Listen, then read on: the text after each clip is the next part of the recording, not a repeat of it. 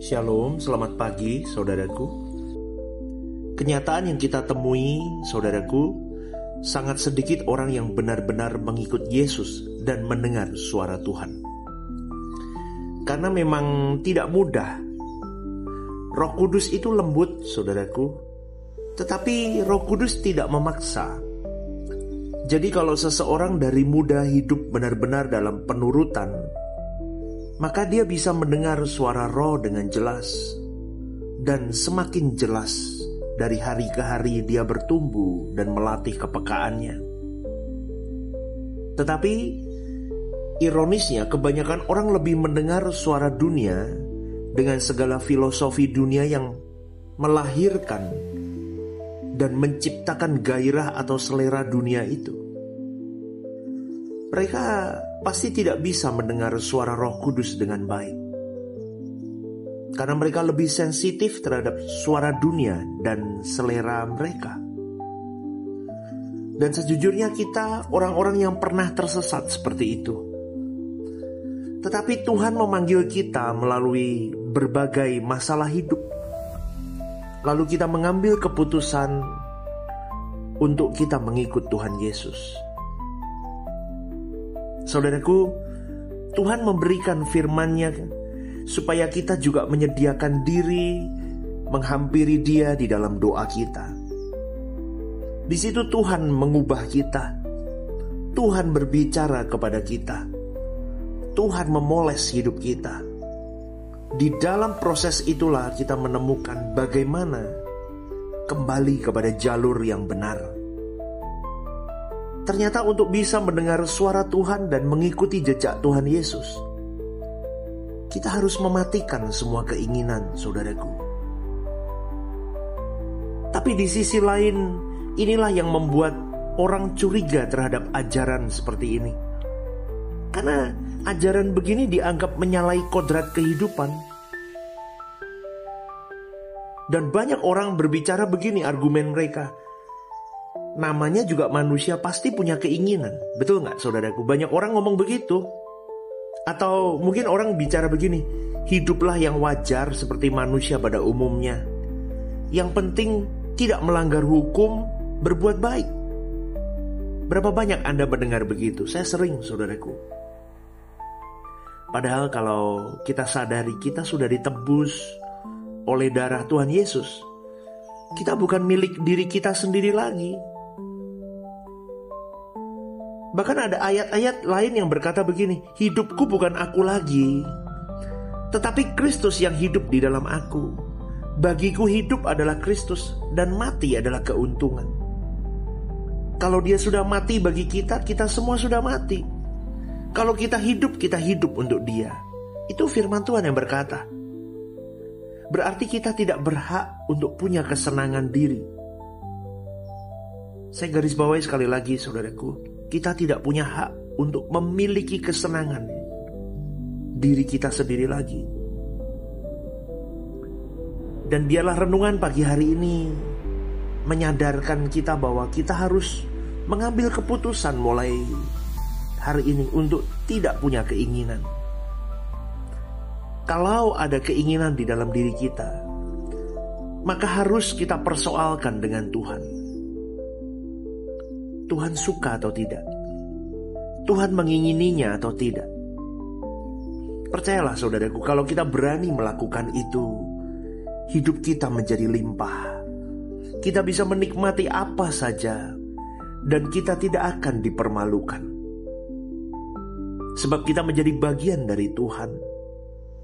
Tuhan sendiri akan membela kita tanpa batas, karena kita juga memberi hidup tanpa batas kepada Dia.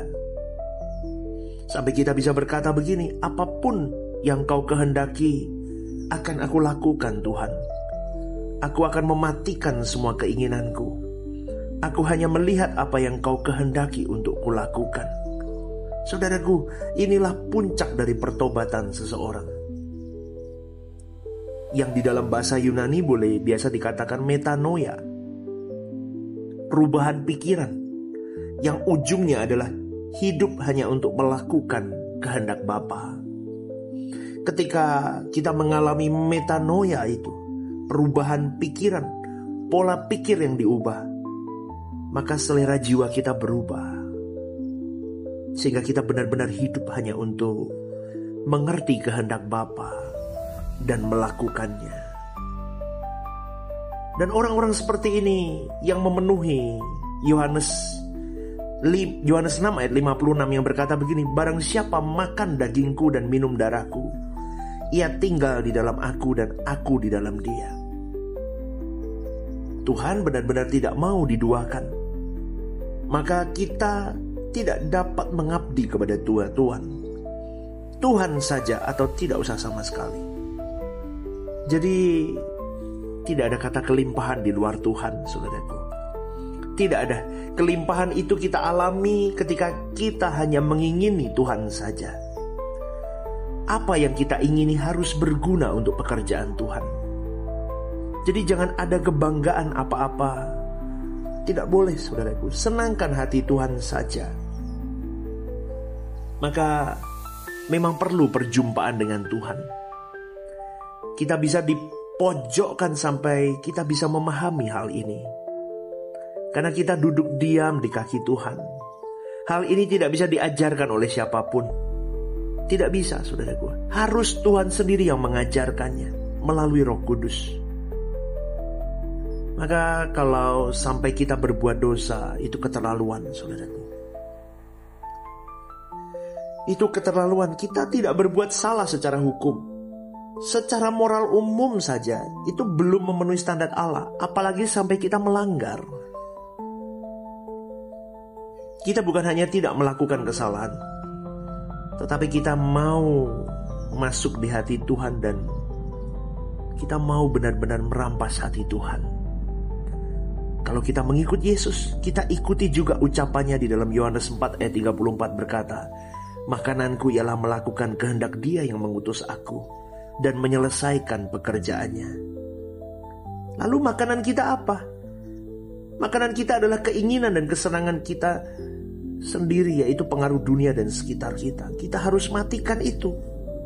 Makanan kita harus seperti Yesus itu, melakukan kehendak Bapanya yang mengutus Dia dan kita menyelesaikan pekerjaan.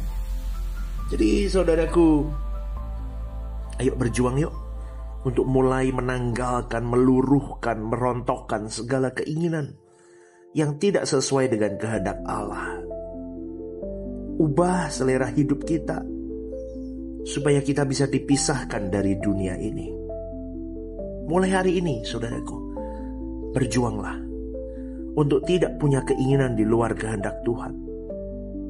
Semua yang kita ingini harus sesuai dengan kehendak Tuhan, supaya kita bisa mendengar suara Roh Kudus, yaitu supaya bagaimana kita bisa menyelenggarakan hidup sesuai dengan kehendak Bapa.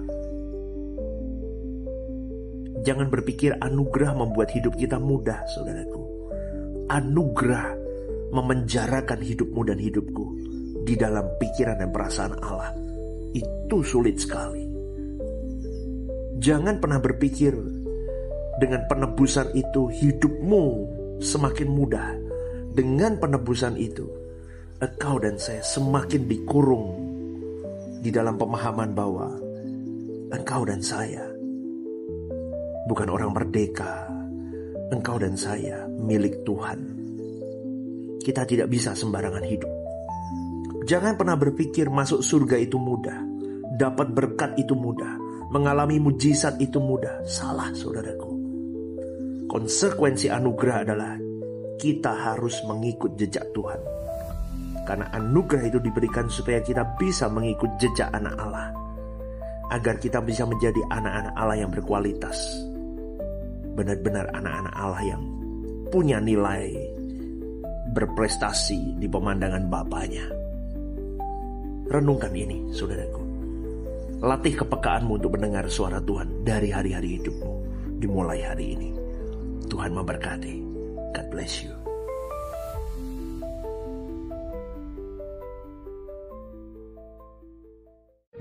Ibadah Suara Kebenaran setiap hari Rabu jam 6:30 malam di Gereja Sentral AND Mall Lantai UG. Ibadah Raya setiap hari Minggu jam 10 pagi di gedung gereja sentralan Mall lantai UG, disertai ibadah anak dan teens. Home Usia Indah, setiap Jumat Minggu kedua, jam 5:30 sore, di gedung gereja.